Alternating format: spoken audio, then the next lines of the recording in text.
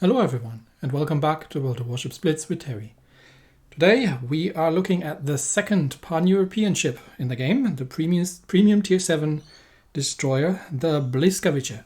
And I'm hoping I'm pronouncing that correctly, because I have actually checked, and thanks to the folks on the Discord who managed to dig up somebody from Poland to give some hints on how to actually pronounce this. Because this is technically a Polish destroyer. She was built by the British for the Polish Navy before the Second World War. And, well, the Polish got unfortunately overrun by the Germans very quickly at the beginning, despite putting up some fearsome resistance. So the Polish Navy actually joined the British back in at that time.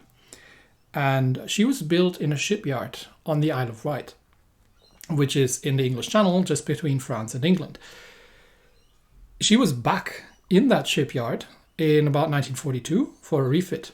And that's where probably her most famous kind of story comes to pass, because the Germans had decided at the time to bomb that shipyard. And the captain of that ship had kind of foreseen that this was going to happen. So he had anti-aircraft ammunition laying around. And when the German bombers arrived, 160 all in all, he put up such a fearsome defense that the bombers couldn't actually go down low and do precision bombing. The anti-aircraft guns were running so hot that they had to water cool them with water from the nearby river. And she was putting a smoke screen to put the whole town under smoke and again disturb the bombers' aim. So while the shipyard and the town were taking damage and a lot of people died, it would have been much, much worse if not for that one Polish destroyer that was putting up such a fearsome defense on that shipyard. And they haven't forgotten that. So at the anniversary, like 75 years later, another ship from Poland actually went there to celebrate this. And I think that's really a powerful story. Like a very brave little destroyer. So, British-built destroyer. What we have? We have an okay amount of hit points, but as British destroyers go, she is relatively weakly armored. So she does take damage very, very quickly. Even the Japanese destroyers are more heavily armored than the British, and she kind of follows along in this. She is quick and occasionally maneuverable, not supreme in any regard, but she is pretty heavily armed. We get the typical 120 millimeter guns that you find on the British destroyers as well, but she gets 7 of them, 2 twins and one single turret. Now I haven't actually checked where the single turret is. I think, yeah, it looks like it's up front. It's the single turret, and then you get another twin turret in front, and you get 2 twin turrets in the rear. So a pretty decent gun loadout. But again, not super rapid firing. I've cut it down to 5.7 seconds, and the range is actually rather questionable on these guns. The AP damage, I think, is a little bit higher. We'll have to compare her to the, what's it at tier 7? Is it the Jervis? Or is it the Lightning? I'm not sure. We'll have to check against the British counterpart at tier 7. So 7 guns and 6 torpedoes, which seems a bit lackluster. Until you see what's so special about these torpedoes.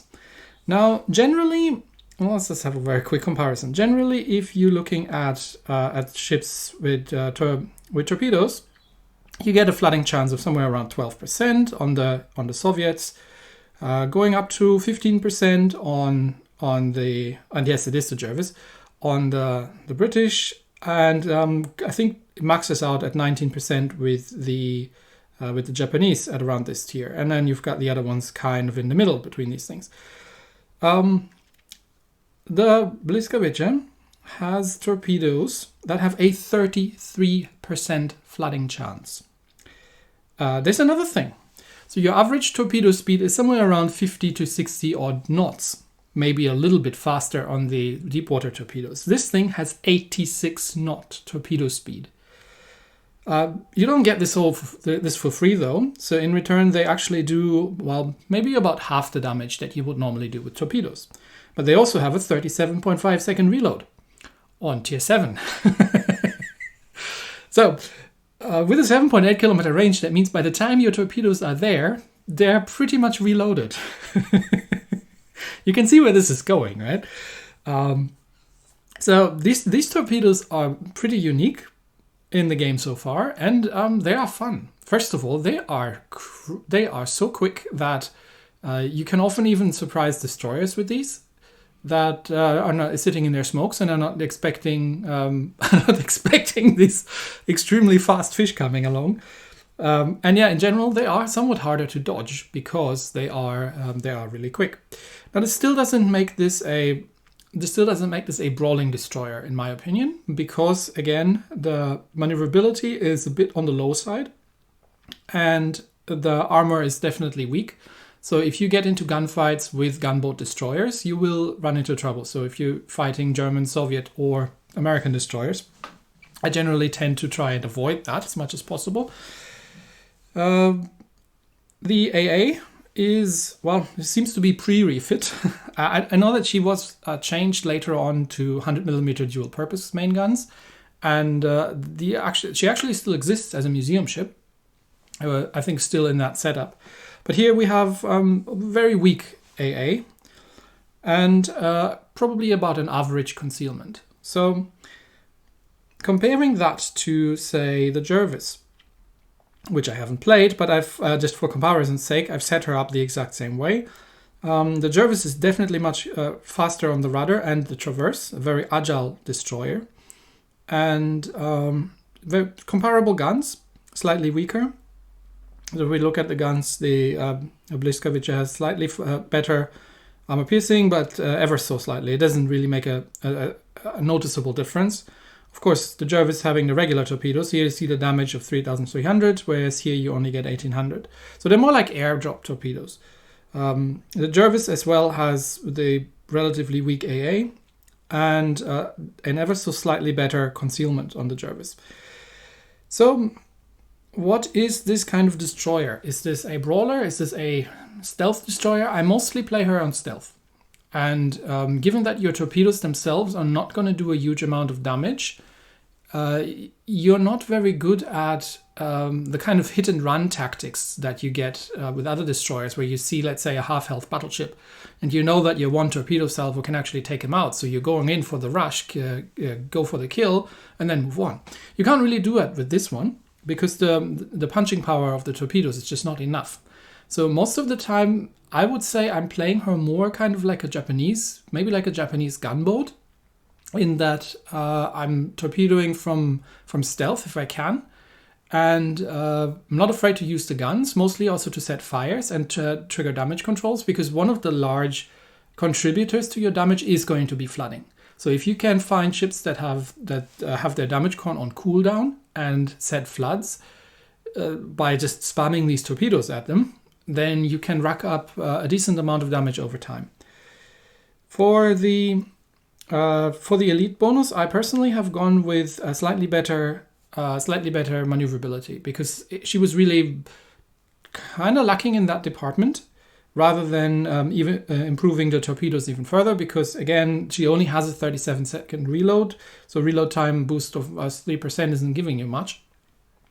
And I really prefer having a little bit of more maneuverability to deal with situations where you need to get out of dodge. She has an engine accelerator and a smoke. She does not get the same setup as you would get on the Jervis. The Jervis gets the fuel smokes and the hydro.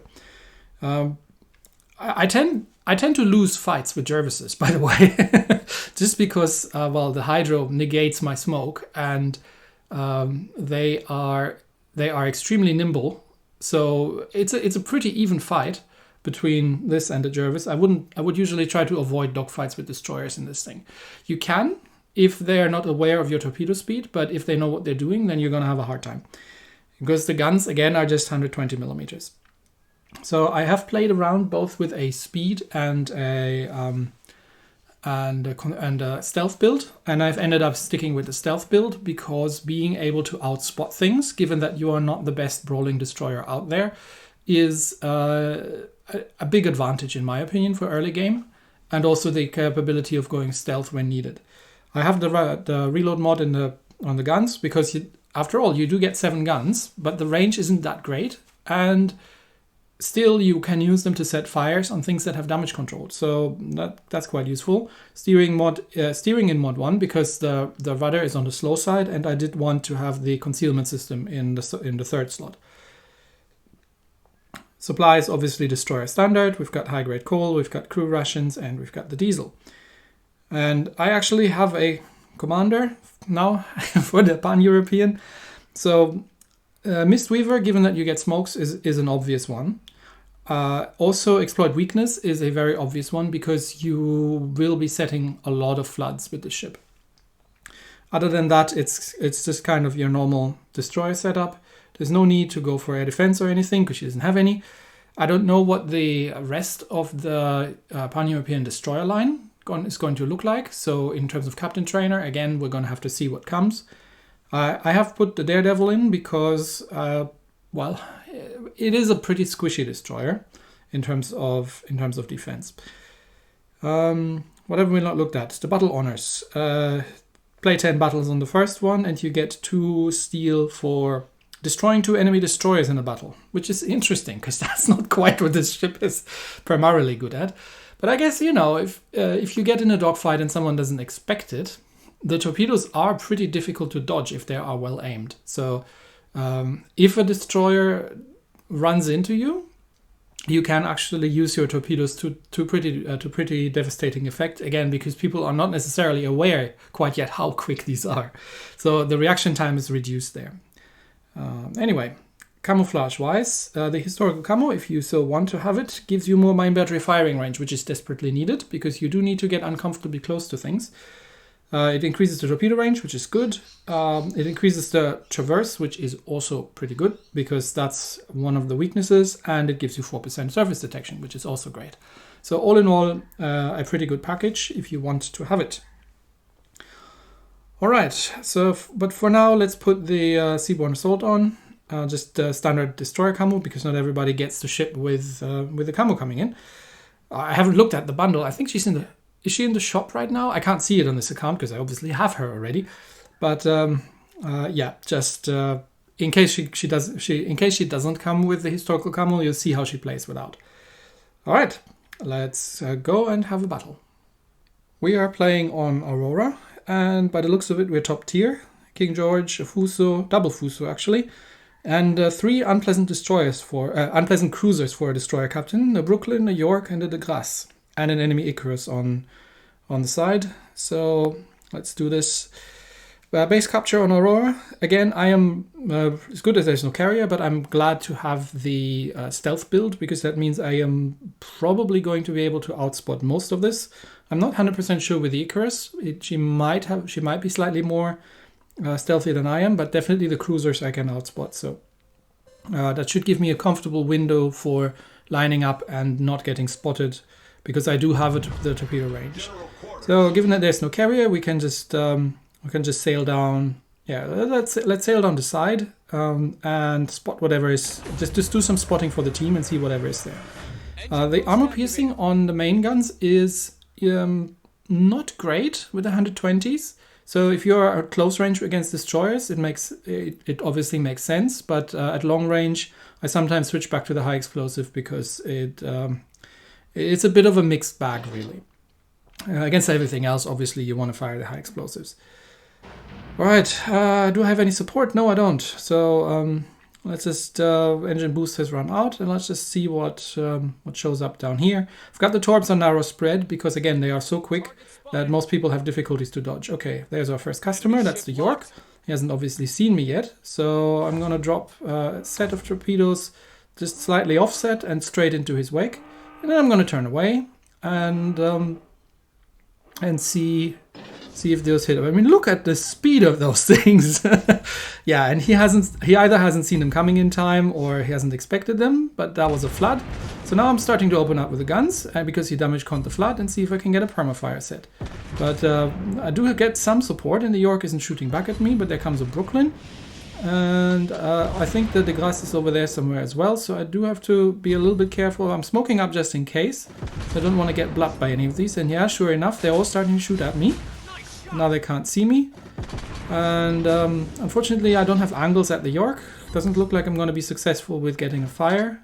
So about time to vacate the smoke and stop shooting. I will drop some torpedoes in the general direction of the de Grasse, and because there's 2 of them, maybe I'll hit something. And meanwhile we're just dodging some shots and not using our guns.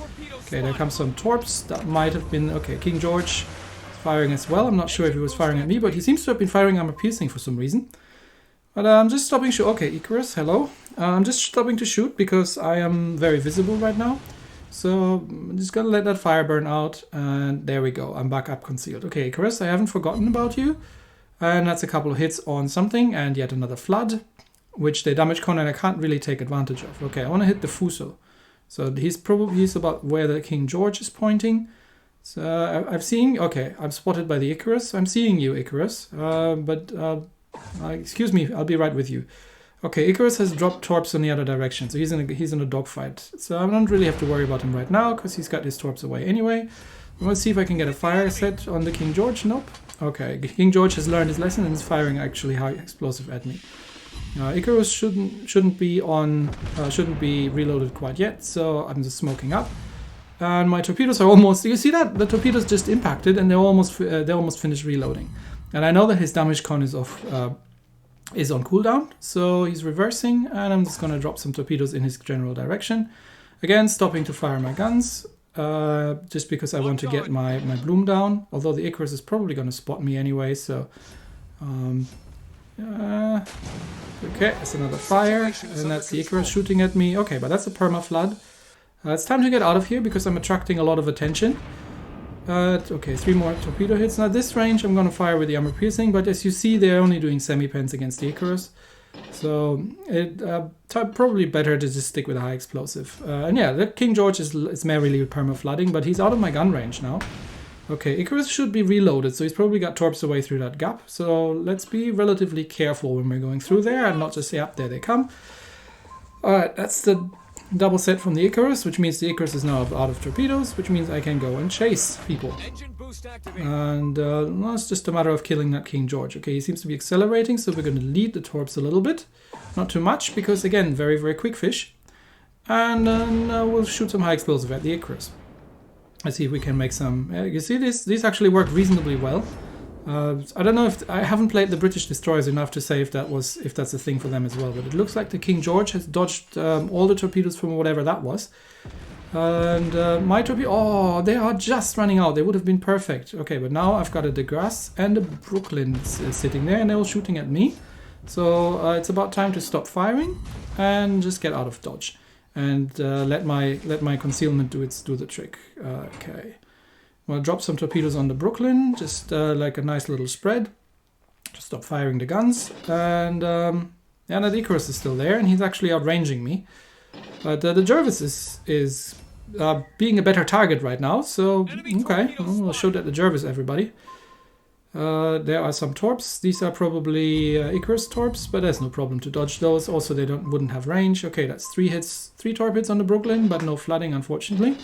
But again, my torpedoes are almost off, almost reloaded by the time that they're impacting. So we're just staying out of detection range of that Brooklyn and then dropping another set onto him. Just a little bit back, just in case he steers in to give chase to... he can obviously see the destroyer here next to me, but these are some quick torps. So now we get a flood. And I don't know if his damage con is on cooldown. It looks like a perma-flood. So, yeah, there we go. And I was shooting at someone else, so I can start opening up again. This is generally how I've been more successful playing the ship. Just keeping distance, setting floods, and using the guns to set fires if necessary. Okay, we have lost the Jervis, but we've managed to take down the Brooklyn as well. And given that the rest of our team has held the line back there, and we've been just running riot here at the enemy cap.